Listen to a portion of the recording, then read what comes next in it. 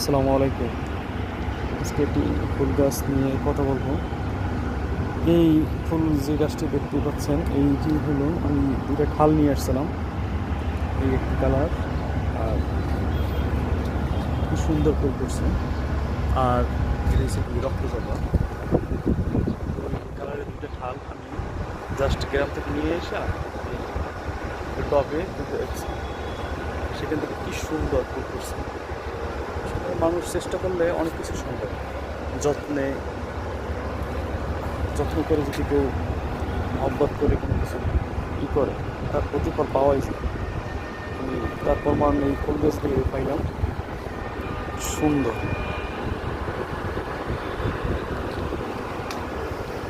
এক কথায়, আসলে ফুলকে ভালোবাসে, ফুল যে ভালোবাসে সে মানুষকে ভালোবাসে, সব কিছুকে ভালোবাসে। আমাদের প্রিয় নবী সাল্লাল্লাহু আলাইহি ওয়াসাল্লাম ফুল ভালোবাসতেন।